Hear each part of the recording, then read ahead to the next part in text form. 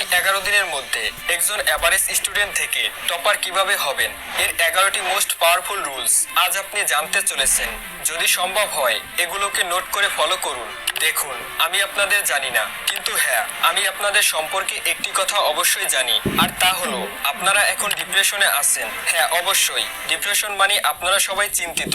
আপনারা বুঝতেই পারছেন না এখন আপনাদের সাথে কি হবে। এক্সামের আর মাত্র বাকি আছে 1 মাস, আর তাও কিভাবে কেটে যাবে বুঝতেই পারবেন না। আমি এখনো বলছি, যদি আপনি আজকের এই ভিডিওটিও স্কিপ করে যান তবে পরে যা আপনার সাথে ঘটবে তার জন্য শুধুমাত্র, হ্যাঁ শুধুমাত্র, আপনি নিজেই দায়ী থাকবেন। তো প্রথম 1 মিনিটের মধ্যে বুঝুন আমাদের পরিস্থিতি কি। তো দেখো ভাই, ব্যাপারটা আসলে এইরকম যে আমাদের এক্সামের আর মাত্র বাকি আছে 15 থেকে 1 মাস, কিন্তু এখন পর্যন্ত আমরা কিছুই পড়িনি। কিছুই নয় মানে কিছুই না। এর পেছনের কারণ একদম সিম্পল। আমরা এই জন্য পড়িনি কারণ আমরা পড়তেই চাইনি, অথবা আমরা পড়তে তো চেয়েছিলাম কিন্তু আমাদের অলসতা আর আমাদের অসাবধানতা আমাদের সময় নষ্ট করেছে, আর শেষ পর্যন্ত আমরা সবাই নষ্ট হয়ে গেছি। তো এখন কি? আমি জিজ্ঞাসা করছি, তো এখন কি এমন কোনো উপায় আছে যার থেকে এই অবস্থার নিস্তার ঘটে? আজ প্রতিটি স্টুডেন্টস ভিতর থেকে মরছে, কারণ সেও জানে 2-3 মাস পরে তার কি অবস্থা হবে। কিন্তু আমি জিজ্ঞাসা করছি, কমসে কম আপনি কি অন্তত এখন সিরিয়াস? আর আমি যেভাবে বলবো সেভাবে কি করতে পারবেন? যদি আপনি সত্যি সিরিয়াস হন তো চলুন ভিডিওতে এগিয়ে চলি। যদি আপনি আজ থেকে শুরু করেন তাহলে শেষ এই 1 মাসে যেখানে আপনার পাশ করার এবিলিটিও ছিল না সেখান থেকে শুরু করে আপনার টপার হওয়ার ইচ্ছা পূরণ হবে। আমি 11টি মোস্ট ইফেক্টিভ স্টেপ নিয়ে কথা বলবো। প্রতিটি স্টেপ আন্ডারলাইন করে নিন, খুবই উপকৃত হবেন। Step number 1, dream big but start small. একটি কথা আমাদের বুঝতে হবে যে সাকসেসফুল হওয়ার জন্য কোনো লিফট নেই। এমন কোনো লিফট তৈরি হয়নি যে যার ভেতরে ঢুকে বাটন টিপে আপনি যে কোনো উচ্চতায় পৌঁছে যাবেন। সত্যি এটাই যে আপনাকে সিঁড়ি দিয়ে উঠতে হবে। প্রথম স্টেপে বলি, আপনাকে বড় কিছু ভাবতে হবে। অবশ্যই আপনার টার্গেট 85 প্লাস, 90 প্লাস, 95 প্লাস হওয়া উচিত, কিন্তু চেষ্টাটা শূন্য থেকে শুরু করতে হবে। তবে হঠাৎ না, যখন স্টুডেন্টদের এটা রিয়েলাইজ হতে শুরু করে যে খুব কম সময় বাকি আছে, তখন তারা সিঁড়ি বেয়ে ওঠার কথা না ভেবেই সোজা একটা লিফট চায়। কিন্তু আফসোস, যখন এমন কোনো লিফট তৈরি হয়নি তো তারা পাবে কোথায়? তাই ছোট থেকে শুরু করুন। এক্সাম্পল স্বরূপ, আপনার সিলেবাসের ছোট একটি পার্ট অথবা ছোট কোনো চ্যাপ্টারের মোমেন্টাম তৈরি হতে দিন এবং কম্পাউন্ডিং ইফেক্টের সুবিধা নিন।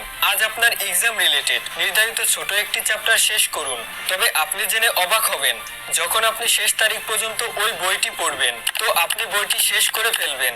সময় কম, কিন্তু তারপরে ছোট থেকে শুরু করুন যদি আপনি ব্রিলিয়ান্ট স্কোর করার কথা ভেবে থাকেন। Step number 2, direction matters. শুরু তো আপনি করেছেন, আপনি এগিয়েও যাচ্ছেন, কিন্তু এক্স্যাক্টলি আপনি কোথায় যাচ্ছেন এটা জানা খুবই জরুরি।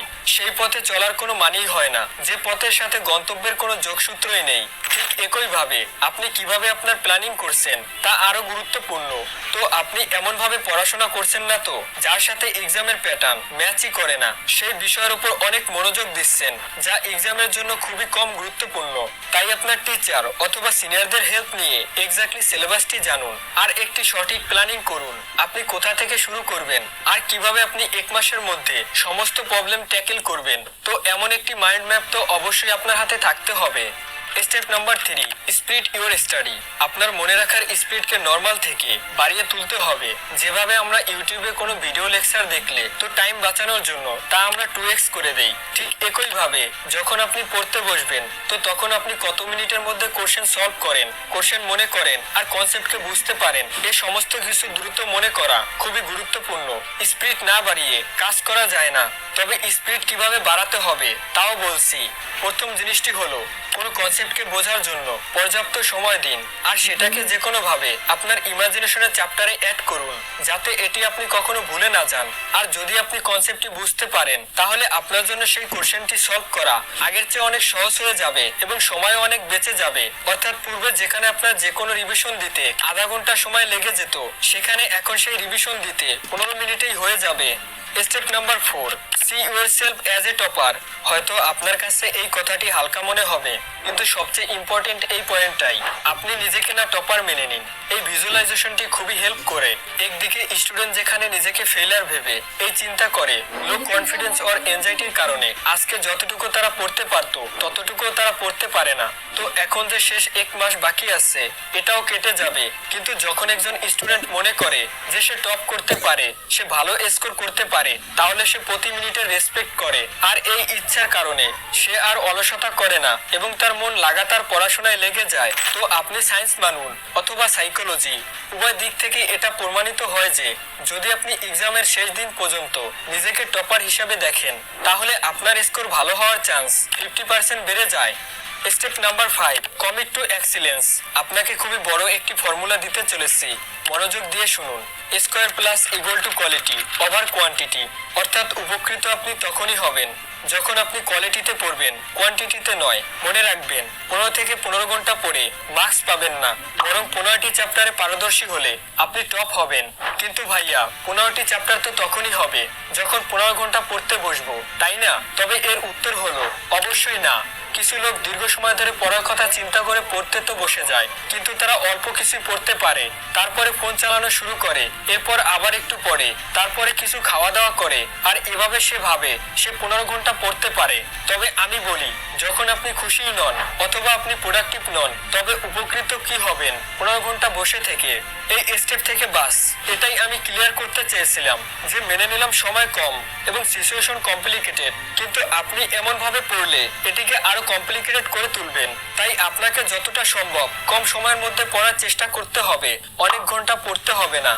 Step number 6, decisive and action oriented. বন্ধুরা, খুব বড় একজন দার্শনিক খুবই ভালো একটি কথা বলেছেন যে যদি আপনি এভারেজ আউটকাম চান, তাহলে সবাই যা করছে তাই রিপিট করুন, তাহলে আপনি এভারেজ বা বিলো এভারেজ পর্যন্ত পৌঁছে যাবেন।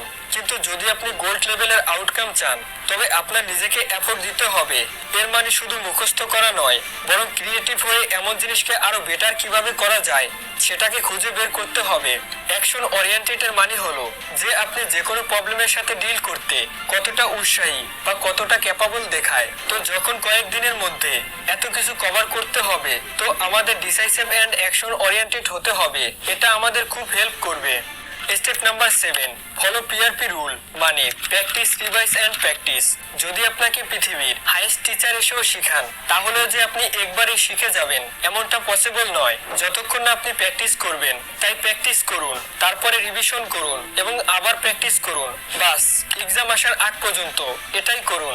অনেকে বলে না প্র্যাকটিস করে কি লাভ, যখন পড়লেই কাজ হয়ে যায়। তো ভাই শোনো, যতক্ষণ না তুমি প্র্যাকটিস করবে ততক্ষণ পর্যন্ত তুমি এভারেজই থেকে যাবে। আর যখন কথা আসে এভারেজ থেকে টপার হবার, তো তখন তো তোমাকে প্র্যাকটিস করতেই হবে। আর সব থেকে বড় কথাটি হলো, যখন কেউ অনেক প্র্যাকটিস করে তো সে মুক্ত হয়ে যায়, আর তখন তার যে কোনো প্রবলেম সলভ করার জন্য অন্য কারো প্রয়োজনই পড়ে না, কারণ সে নিজেই এতটা মজবুত হয়ে ওঠে যে সে যে কোনো প্রবলেমের সলিউশন খুব সহজেই খুঁজে বের করতে পারে। এটাই হলো সব থেকে বড় কথা।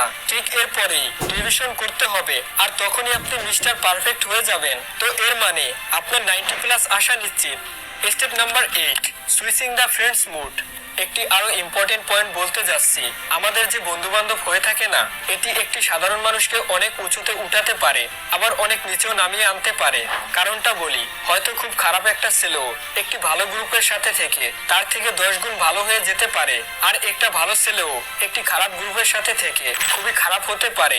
এটা অবশ্যই সম্ভব। তো দেখুন, বন্ধু বান্ধব তো সারা বছরই করেছেন, এখন 1 মাসের জন্য বন্ধু পরিবর্তন করুন আর এমন একটি গ্রুপে জয়েন করুন যারা প্রত্যেকে 80+, 90+ স্কোর করার এবিলিটি রাখে।